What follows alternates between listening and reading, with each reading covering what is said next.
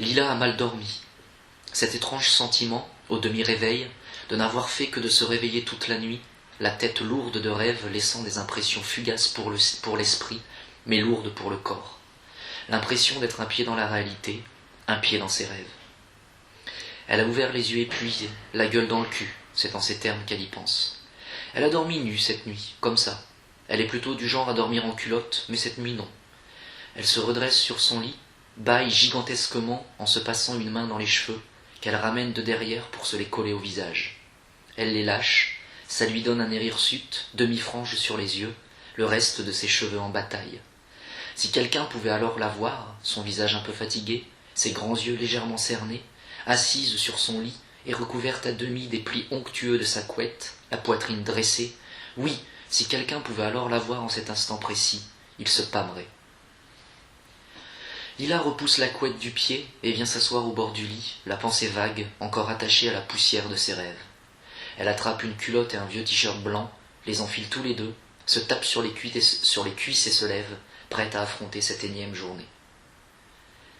La cafetière fait son ronron humide caractéristique. Ça lui fait du bien. Le même effet que lui font les montagnes. Elle se sert et déjeune copieusement. Des gâteaux secs aux céréales au goût insipide, une cuillère de confiture à même le pot, à la framboise.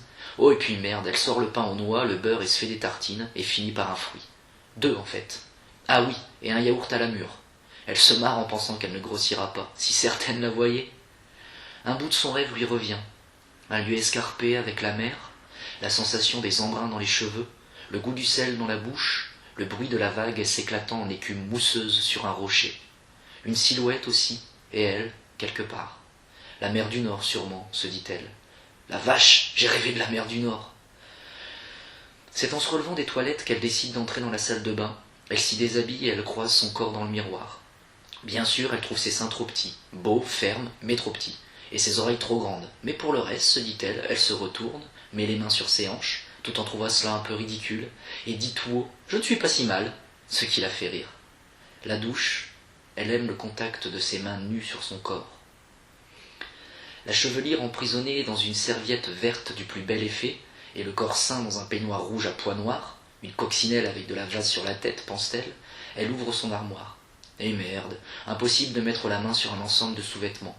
Culotte blanche toute simple en coton et soutien-gorge noir. Ce sera très bien, de toute façon, hein, bref. Jean, barésie, chaussures plates, petit haut blanc, gilet léger, ah merde, le soutien-gorge noir. Jupe dessous le genou, talons, petite fanfreluche sexe, mais pas trop, à bretelles légères. Ça c'est trop, ça pas assez, merde. C'est en petite robe à fleurs que Lila revient devant son miroir. Oh, son beau miroir. Mais oui, c'est bientôt la plus belle. Cils, joues et lèvres, c'est son tiercé gagnant pour le maquillage. Plutôt pas mal quand on a rendez-vous au PMU. Non, je déconne.